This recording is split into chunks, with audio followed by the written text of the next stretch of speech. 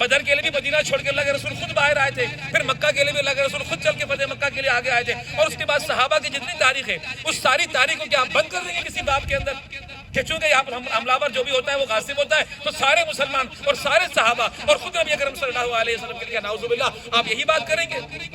اور آپ اگر اس طرح اسلام کو ایک جگہ بند کر دیں گے اور قید کر دیں گے کہ مدینے سے باہر نہیں نکلنا چاہیے تھا، پھر تو کوئی بھی لشکر باہر نہیں نکلنا چاہیے تھا، پھر تو کوئی بھی حملہ باہر نہیں ہونا چاہیے تھا، پھر تو کسی کو بھی آگے جا کے کسی کے اسٹیٹ کو چیلنج نہیں کرنا چاہیے تھا، تو پھر تو اسلام مدینے کے اندر قید ہو جاتا، پھر تو اسلام کا فروغ ہی نہیں ہوتا، پھر دعوت پہنچتی نہیں، اور پھر وہ جو اللہ رب العالمین کی طرف سے حکم تھا کہ کنتم خیر امت اخرجت للناس تأمرون بالمعروف وتنہون عن المنکر، پھر وہ فریضہ کس طرح ادا ہوتا؟ اس فریضے کی ادائیگی کے لیے، اور پھر وہ جو جہاد کا اتنا بڑا تصور ہے کہ جہاد کو انسان کے لیے، مسلمان کے لیے اور مومن کے لیے فرائض میں سے ایک فرض کے طور پہ شمار کیا گیا ہے، اور قرآن پاک کی بے شمار آیتیں، اتنی آیتیں ہیں کہ اگر جہاد کی ایک جگہ جمع کی جائیں تو 2.5 پارے بن جاتے ہیں۔ وہ ساری تعلیمات پھر آپ ایک طرف رکھ دیں گے بھائی اسلام تو صرف مبلغین کے ذریعے پھیلنا تھا، یہ جو ہے مجاہدین کیوں پہنچ گئے؟ اور مجاہد اگر پہنچتا ہے تو مجاہد کا پہنچنا یہ غاصبیت کہلاتا ہے، یہ ڈاکہ کہلاتا ہے، یہ حملہ آوروں کا آنا غلط ہوتا ہے، تو یہ جواب ان کا رد ہو جاتا ہے۔ لیکن پھر ہم ان کو ایک اور جواب بھی دیتے ہیں کہ جو ان کو اپنی زبان میں بھی جواب دینا بہت ضروری ہوتا ہے، اور وہ جواب پھر ہم ان کو یہ دیتے ہیں کہ اگر محمد بن قاسم غیر تھا اور بیرونی حملہ آور تھا تو آپ کا راجہ داہر کون تھا؟ اس کا چچا چندر کون تھا؟ اس کا باپ چچ کون تھا؟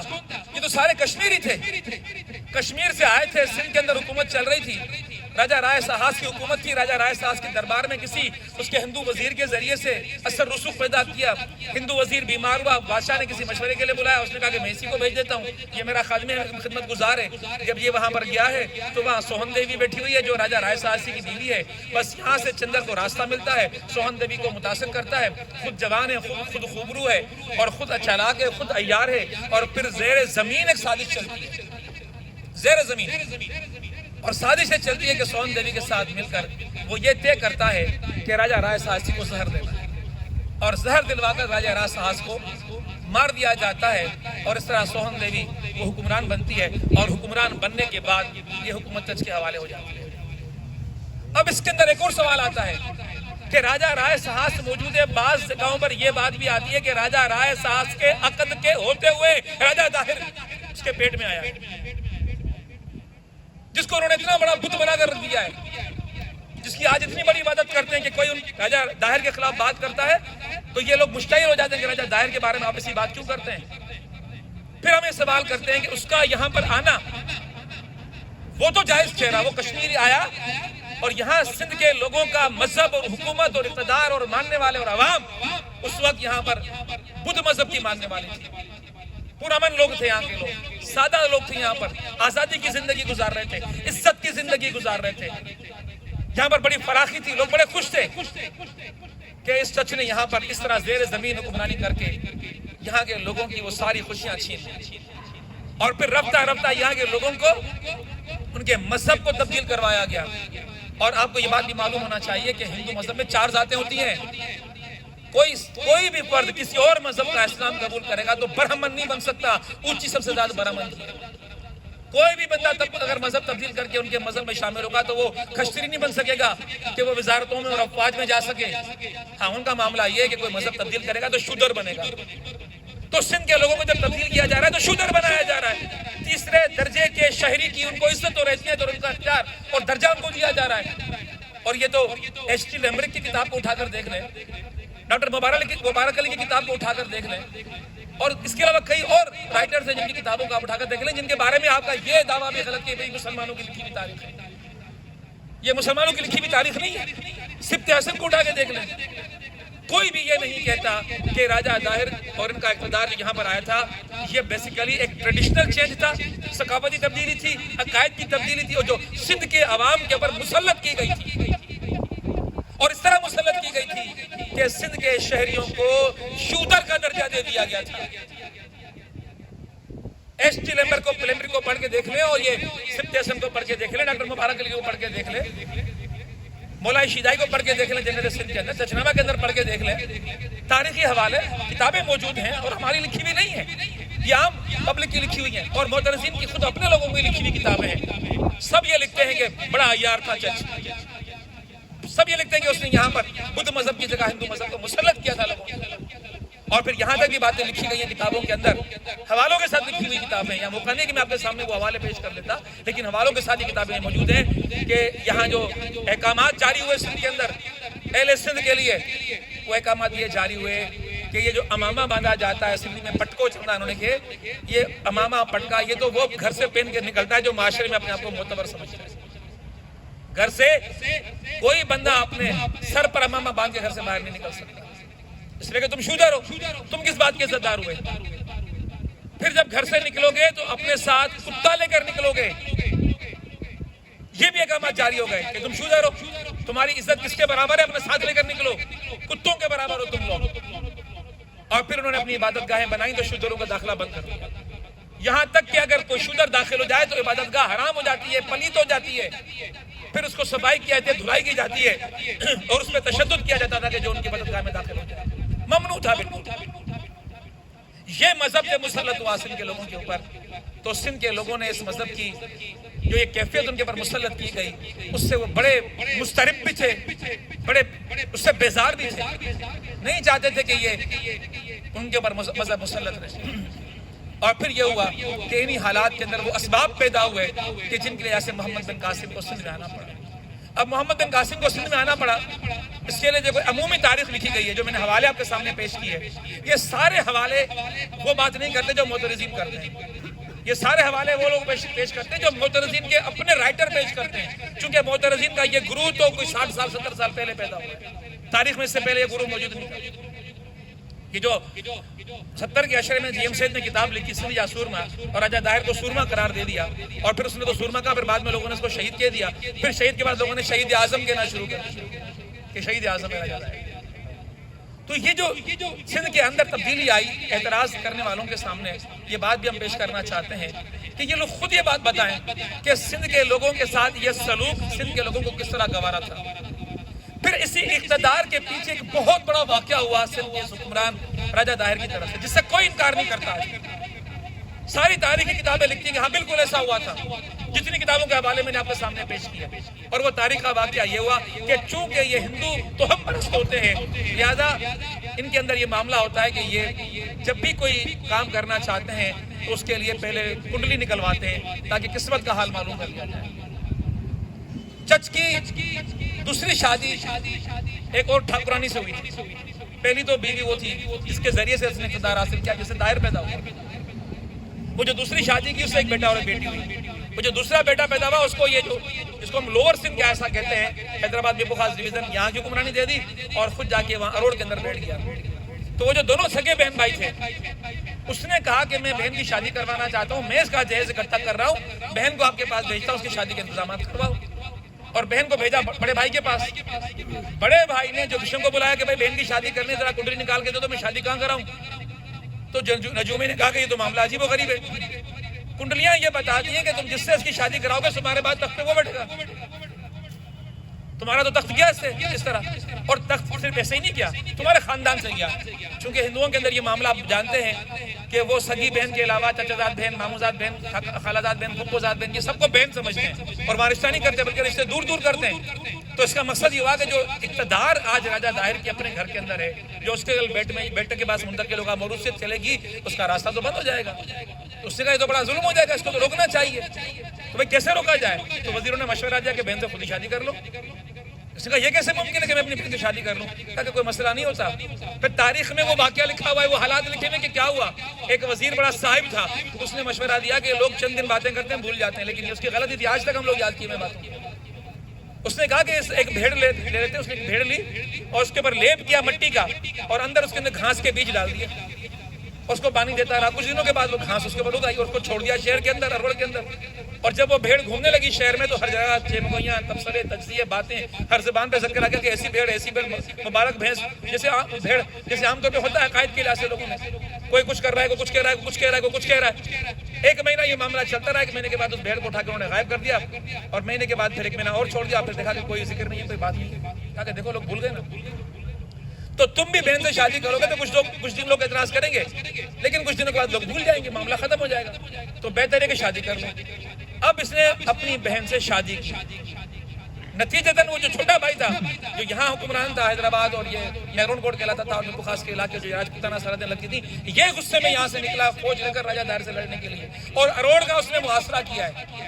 محاصرہ کر کے وہ بیٹھا ہوا تھا کہ اس دور میں آج کل جس طرح کورونا کی بیماری آئی ہوئی ہے، اس دور میں وہاں پر چیچک کی بیماری آئی ہوئی تھی کہ جس کے اگر کسی کو لگ جائے تو مر جایا کرتا تھا، اکثر لوگوں کی موت واقع ہو جایا کرتی تھی۔ اس کو چیچک کا اٹیک ہوا ہے، وبائی مرض آیا ہے اور بیچارہ وہیں مر گیا، لشکر واپس چلا گیا۔ اس طرح یہ راجہ دائر بچ گیا، راجہ دائر نے شادی کر لی، اپنی سگی بہن سے شادی کر لی۔ اب اپنی سگی بہن سے شادی کرنے والے کو معاشرے میں کون قبول کرتا ہے؟ لیکن یہ معترضین کا تو حال ہی عجیب ہے، ایسے بے غیرت انسان کو، بے شرم انسان کو، بے حیا انسان کو کہ جس نے اپنی سگی بہن سے شادی کی، آج کہتے ہیں کہ شہید اعظم، آج کہتے ہیں کہ ہمارا سپوت ہے، اور اس کے تذکرے ایسے کرتے ہیں کہ اگر آپ نے کچھ بول دیا تو آپ کے اوپر کفر کے فتوے، آپ کو باغی کہا جائے گا اور آپ کو غدار کہا جائے گا، آپ کو سندھ کا سپوت ہی نہیں ہو، سندھ جو سچو پٹے ہی کو نہیں تو، یہ اس طرح کے فتوے آپ کے اوپر لگ جائیں گے۔ کہتے ہیں ملا فتوے دیتے، میں کہتا ہوں ملوں سے بڑھ کے فتوے تم لوگ دیتے ہو، ملا تو بیچارہ خامخواہ بدنام ہے، تم سب سے بڑے فتوے باز ہو، کسی کو چھوڑتے نہیں ہو، ہر ایک کے لیے کسی نے کے لیے کچھ، کسی کے لیے کچھ، کسی کے لیے کچھ، تم لوگ روز کوئی نہ کوئی فتویٰ جاری کرتے ہیں۔ تو پھر عالم یہ ہوا کہ یہ بیزارگی کا وہ عالم تھا جو حالات سندھ کے لوگوں کے ساتھ رکھے گئے، اور پھر جو اقتدار کے اندر حالات تھے، یہ باقاعدہ کتاب کے اندر ایچ ٹی لیمبرٹ لکھتا ہے، اور بلکہ ڈاکٹر مبارک علی بھی لکھتا ہے کہ راجہ دائر کی حکومت سندھ کی کوئی مقبول حکومت نہیں تھی، عوام اس سے بیزار تھی، عوام اس سے خوش نہیں تھی، اور ایسے حالت کے اندر راجہ دائر کو شکست دینے کے لیے لشکر کشی ہوتی ہے، اور محمد بن قاسم سندھ کے اندر آتا ہے، اور سندھ کے اندر آنے کے بعد میں باقی بات تو بعد میں کروں گا، لیکن ایک چھوٹا سا حوالہ دے دوں کیونکہ تسلسل ٹوٹ جائے گا۔ وہ راجہ دائر کا مقابلہ کرتا ہے اروڑ کے مقام کے اوپر۔ اب مورخ لکھتے ہیں کہ راجہ دائر کے پاس 12,000 کی فوج تھی۔ کچھ لوگ کہتے ہیں کہ مقامی لوگ بھی آ گئے تھے، بھائی کتنے آ گئے ہوں گے؟ کہتے ہیں کہ بھائی کم از کم جو بہت بڑی رعایت کرنے والے لوگ ہیں، کہتے ہیں کہ آدھو آدھ کا فرق تو ضرور ہوگا، اس کے پاس لاکھ تو اس کے پاس 50,000، اس کے پاس 2 لاکھ تو اس کے پاس لاکھ، یہ لوگ کہتے ہیں۔ لیکن جو ہماری تاریخ ہے مسلمانوں کی، وہ یہ کہتی ہے کہ اس کے پاس 1 لاکھ کا لشکر تھا، 1 سے اوپر تھا، لیکن محمد بن قاسم کے 12,000، محمد بن قاسم کے پاس 12,000 کا لشکر تھا۔ 12,000 سے 1 لاکھ کی فوج شکست کھا جائے، اور تم کہو کہ وہ تو ہمارا سپوت تھا، دلیر تھا، بہادر تھا، بے غیرت تھا، بزدل تھا، ڈرپوک تھا، 12,000 کا مقابلہ نہیں کر سکا۔ باہر سے آئے، عراق سے اٹھ کر آیا یہاں پر 12,000 کی فوج کے ساتھ، 4,500 شروع میں لایا تھا، باقی بعد میں آئے، 12,000 کی فوج آئی اور اس نے آ کر مقابلہ کیا، اور تمہاری 1 لاکھ فوج کو شکست دے کے تمہارے شہروں میں، تمہارے گھروں میں اس نے اسلامی حکومت قائم کر دی۔ تو تم اس کو بہادر کہو نا، تم اس کو دلیر کہو نا، تم اس کو سپوت کہو نا، تم اس کو کہنے کے بجائے تم تو اس کو کہتے ہو کہ جو اتنی بڑی فوج کے بعد بھی شکست کھا جائے، اس کو دلیر کہتے ہیں، اس کو ڈہیسر کہتے ہیں، اس کو بہادر کہتے ہیں۔ یہ تو عجیب شرمناک صورتحال ہے کہ لوگ بجائے اس کے شرمندگی سے سر جھک جائیں، فخر کریں کہ ہمیں بہادروں کا ساتھ ملا، بہادر آئے، انہوں نے سندھ کو اپنایا، اور سندھ ان بہادروں کا خطہ بن گئی، حصہ بن گئی کہ جن بہادروں نے پوری دنیا کے اوپر حکمرانی کی۔ لیکن بجائے اس کے کہ وہ لوگ یہ بات کرتے ہیں۔ اگلی بات وہ لوگ یہ کرتے ہیں معترضین محمد بن قاسم کے حوالے سے کہ محمد بن قاسم کا تعلق بڑے شرمناک انداز میں وہ لوگ یہ کہتے ہیں کہ بنو امیہ سے تھا، حالانکہ سب کو معلوم ہے کہ وہ بنو ثقیف سے تعلق رکھتا ہے، بنو امیہ کا نہیں تھا وہ۔ اور بنو ثقیف والے کون تھے؟ وہی جو طائف والے تھے، اور وہی طائف والے کہ جب اللہ کے نبی صلی اللہ علیہ وسلم پر پتھراؤ کیا جاتا ہے، تکلیف پہنچائی جاتی ہے، تو فرشتے آ کر کہتے ہیں کہ دعا کیجیے اللہ تعالیٰ دونوں پہاڑوں کو ملا دے۔ تو اللہ کے رسول کی دعا کیا تھی؟ شاید ان کی نسلوں میں آگے چل کے کوئی دین کو قبول کرنے والے پیدا ہو جائیں، تو اللہ کے رسول کی دعا ہو اور محمد بن قاسم پیدا نہ ہو۔ کیسے ممکن تھا یہ کہ رسول خدا کی دعا اللہ کی بارگاہ میں رد ہو؟ اللہ کے رسول صلی اللہ علیہ وسلم کی دعا کا نتیجہ تھا کہ محمد بن قاسم جیسا سپوت وہاں پیدا ہوا۔ پھر یہ کہتے ہیں کہ زانی تھا، میں کہتا ہوں 15 سال کی عمر میں عراق کا گورنر بنا تھا، 17 سال کی عمر میں سندھ میں آیا تھا، 15 اور 17 سال کے بچے یہاں بھی بیٹھے ہوئے، لڑکے بیٹھے ہوئے، کتنے زنا انسان کرتا ہے۔ یہ برائی کی جو سوچیں کہ انسان کے دماغوں میں چڑھتی ہیں، تخریب کاری کی سوچیں، گناہ کی سوچیں، جتنی عمر بڑھتی ہے اتنا انسان خراب ہوتا ہے۔ یہ ابتدائی عمریں تو معصوم عمریں ہوتی ہیں۔ الزام بھی وہ لگاؤ کہ جس کا کوئی ثبوت تمہارے پاس ہو، کوئی حقیقت تمہارے پاس ہو، کوئی حقائق، کوئی قرائن اس کا حوالہ بھی دیتے ہوں۔ یہ اس کا جرم ہے کہ وہ بنو ثقیف سے اس کا تعلق تھا، جنہیں وہ حجاج بن یوسف کا بھتیجا تھا۔ تو اللہ کے نبی صلی اللہ علیہ وسلم کے لشکر میں بدر کے میدان میں جتنے لوگ تھے وہ کون تھے؟ کوئی ابو سفیان کا عزیز تھا، کوئی ابو جہل کا عزیز تھا، کوئی عتبہ کا عزیز تھا، کوئی شیبہ کا عزیز تھا، کوئی ولید کا عزیز تھا. یہ سارے لوگ اسی طرح کے تھے جو ہجرت کر کے مدینے آئے تھے. پھر تو یہ رشتہ داریوں کی بنیاد پہ اگر کفر کے فیصلے ہونا شروع ہو جائے تو ادھر تو لشکر اسلامی خالی ہو جائے گا. تو یہ تو کوئی پیمانہ اسلام نے رکھا ہی نہیں ہے کہ نسلیت کی بنیاد پہ تبدیلیاں آتی ہیں. نوح علیہ السلام کا بیٹا اسلام قبول نہیں کرتا تو کہیں اس کے الٹ بالکل بات آ جاتی ہے کہ فرعون کے گھر میں اس کی بیوی اسلام قبول کر لیتی ہے. تو یہ تو قلوب کے اوپر ہے کہ کون صالح، کون اللہ کے پیغام کو قبول کرتا ہے. اس نے اس دعوت کو قبول کیا اور وہ سندھ کے اندر آ گیا. تو پہلی بات تو یہ واضح کرنی ہے. اگلی بات وہ یہ کہتے ہیں معترضین کہ اگر اتنا اچھا تھا تو پھر اس کو اس دور کے خلیفے نے قید کیوں کر دیا؟ قید ہونا بڑا جرم بن گیا. جواب تو جناب، قید کیوں کر دیا گیا تھا اس کو؟ ہم تو کہتے ہیں امام احمد بن حنبل کو بھی قید کیا گیا تھا. پھر تو آپ اسی کو بھی زمرے میں لے کر آ جائیں. میں نے تو ان کو لوکل مثالیں دی. میں نے کہا ذوالفقار علی بھٹو کو قید کر کے پھانسی چڑھا دی گئی. آپ ثابت ہو گیا نا کہ بھائی جس کو جیل میں ڈالو پھانسی تو وہ مجرم ہوتا ہے. سید مودودی رحمۃ اللہ علیہ کو جیل میں ڈالا گیا تھا. اس کے علاوہ کوثر نیازی کے دور کے بعد ان کی بات کر رہا ہوں، عبدالستار نیازی کی بات کر رہا ہوں.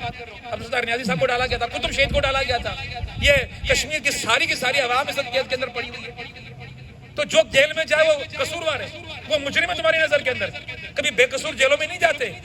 اور پھر ہم نے تاریخی حوالے پیش کرتے ہیں کہ تاریخ کا حوالہ تو یہ ہے کہ وہ جو یزید نے کام کیا تھا، تاریخ اسلام سب کہتے ہیں، متفقاً کہتے ہیں سب کے سب کہ بڑا ظلم کیا تھا. کربلا کا واقعہ کوئی اس کی تائید نہیں کرے گا کہ کوئی یزید نے صحیح کام کیا. سب کہتے ہیں غلط کیا تھا. وادی حرہ کو سب کہتے ہیں یزید نے غلط کام کروایا تھا کہ مدینے کے اندر لشکر کشی کی، 3 دن تک مدینہ حلال کر دیا لوگوں کے لیے، زنائیں ہوئی، قتل عام ہوا، گھوڑے مسجد نبوی کے اندر باندھ دیے. مانتے ہیں کہ ظلم ہوا؟ کون نہیں مانے گا؟ پھر یہ بات مانتے ہیں کہ کعبۃ اللہ شریف کے پر حملہ ہوا، حجاج بن یوسف نے کیا. سب بات مانتے ہیں، لیکن اس سے کہاں ثابت ہوا کہ محمد بن قاسم مجرم ہے؟ وہ حالات الگ ہیں، یہ حالات الگ ہیں. پھر یہ بات بھی ساتھ ہی ساتھ آتی ہے کہ وہ جو واقعات تھے ان واقعات کا اثر محمد بن قاسم پر کیا پڑا. ہاں، یہ بات ہم آپ کے سامنے واضح کرنے کے لیے تیار ہیں. ہم ان سے یہ کہتے ہیں کہ ہوا یہ تھا کہ عبد الملک بن مروان خلیفہ رہا، مروان خود خلیفہ رہا. عبد الملک بن مروان نے وصیت کی کہ میرے بعد میرا بیٹا جو ہے ولید بن عبد الملک خلیفہ بنے گا، اور اگر اسے کچھ ہو جائے تو اس کے بعد میرا دوسرا بیٹا سلیمان بن عبد الملک خلیفہ بنے گا. یہ باپ کی وصیت تھی جس کی بنیاد پر ولید بن عبد الملک کو خلافت ملی. ولید بن عبد الملک کے دل میں لالچ آ گئی کہ میرے بعد میرے بیٹے کے پاس جانی چاہیے، میرے بھائی کے پاس کیوں جائے خلافت. تو اس نے جتنے بھی گورنر اسلامک اسٹیٹ کے اندر تھے سب کو بلا لیا اور سب سے اپنے بیٹے کے لیے، جس طرح امیر معاویہ نے بیعت لی تھی اس طرح اس نے بھی بیعت لینا شروع کر دی. سارے گورنروں نے بیعت کی سوائے عمر بن عبدالعزیز رضی اللہ تعالیٰ رحمۃ اللہ علیہ. انہوں نے کہا کہ نہیں، یہ ظلم ہے، وصیت چونکہ اس کے لیے تو اسی کو ہونا چاہیے، اس کو نہیں ہونا چاہیے، تمہارے بیٹے کو نہیں ہونا چاہیے. انہوں نے اٹھا کے اس کو جیل میں ڈال دیا. ولید بن عبد الملک نے عمر بن عبدالعزیز کو جیل میں ڈال دیا، حالانکہ چچا بھائی ہے اور بہنوئی بھی ہے، اور کہتے ہیں کہ بہنوئی نہ ہوتا تو قتل کروا دیتا.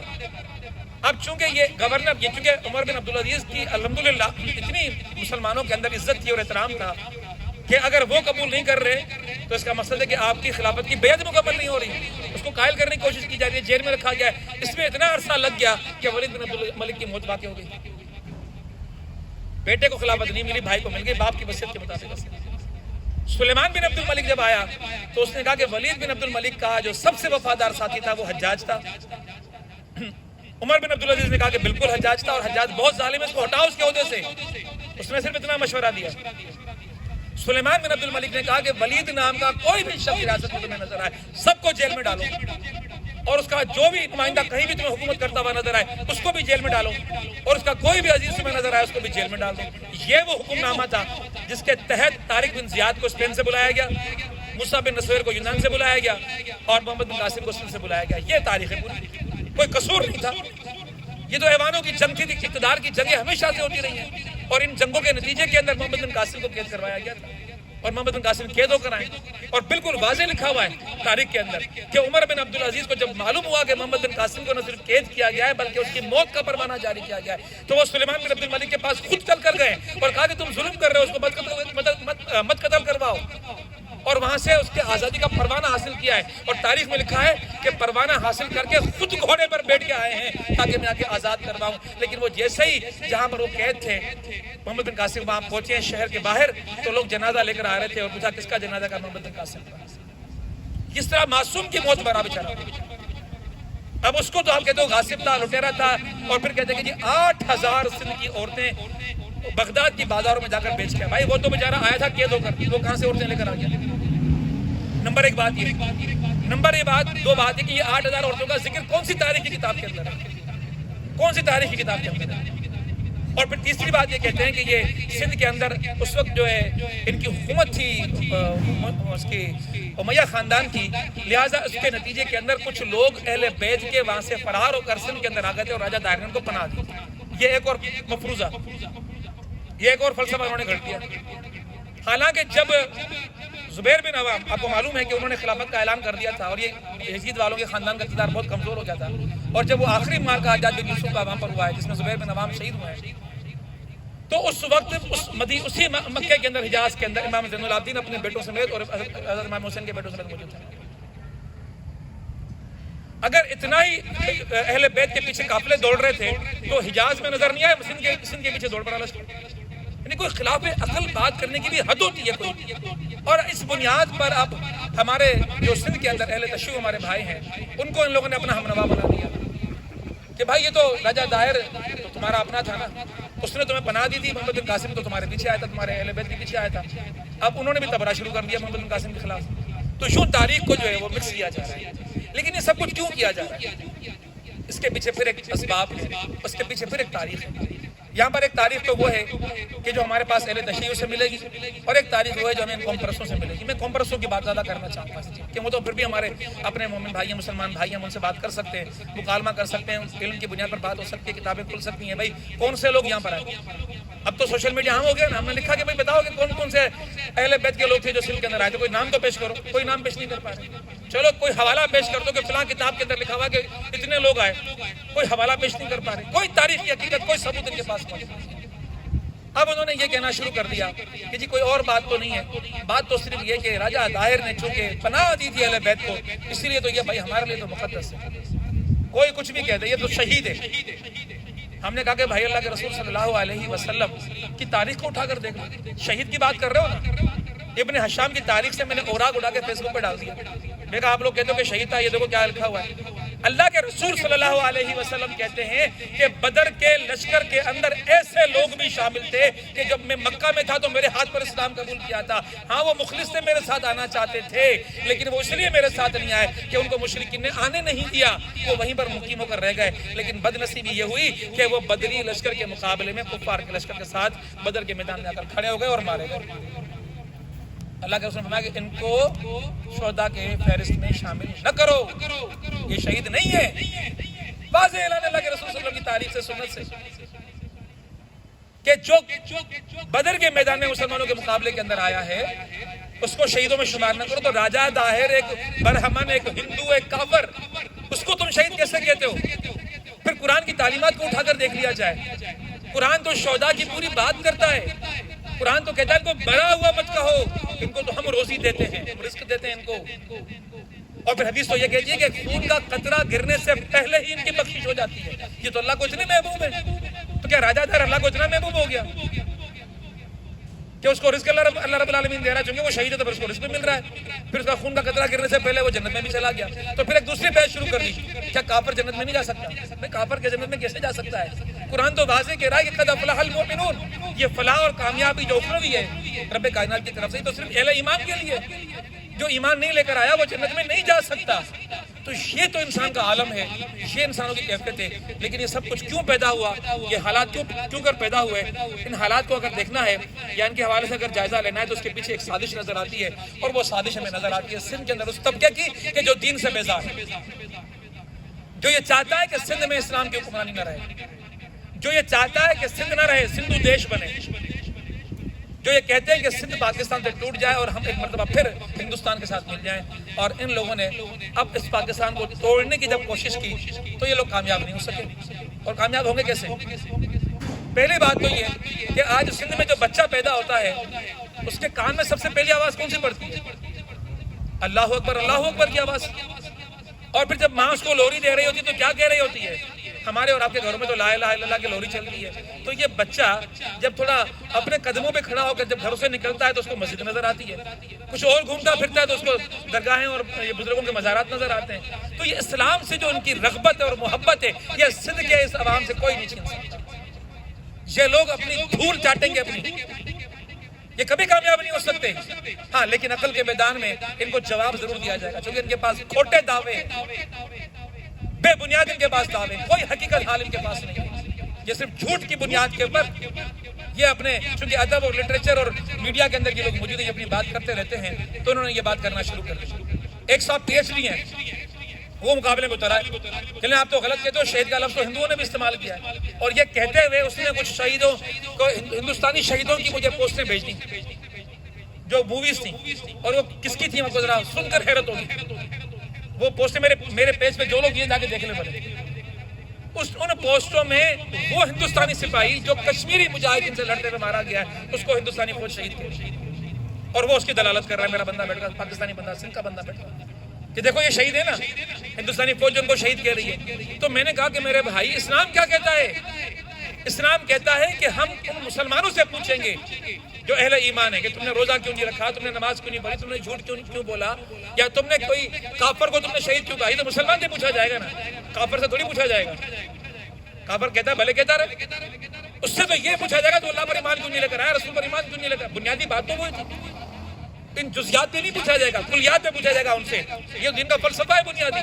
کوئی کافر, کوئی ہندو, کوئی یہودی اگر کہہ دے کسی کو شہید تو اس کی مرضی, مسلمان اگر کسی کافر کو شہید کرے گا تو کفر کرے گا, یہ نہیں کہہ سکتا. تو یوں جو ہے یہ حالات کو بگاڑتے ہیں, باتوں کو غلط کرتے ہیں, غلط پیرائے میں پیش کرتے ہیں.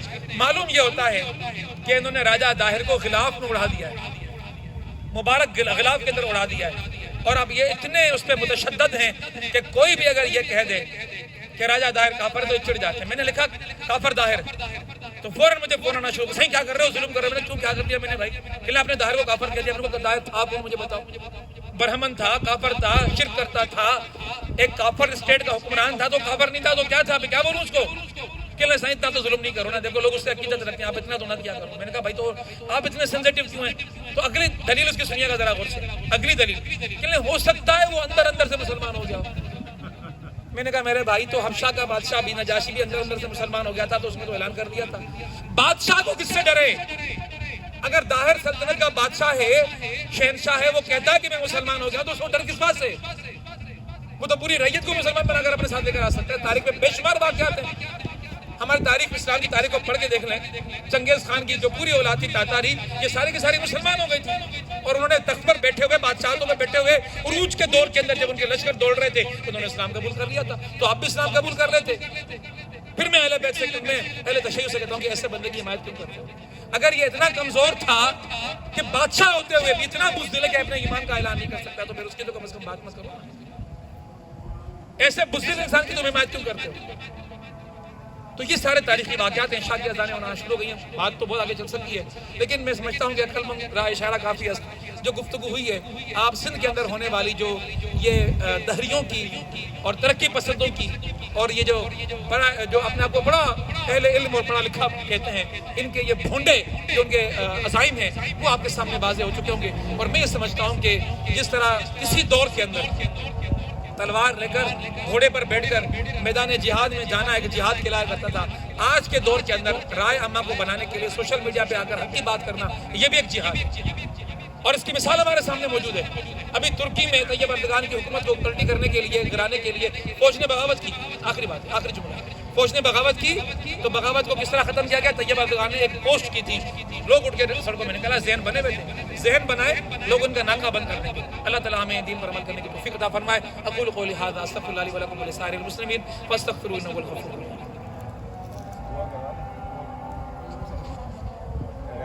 صاحب کی شہادت سے دعا کرواتے ہیں.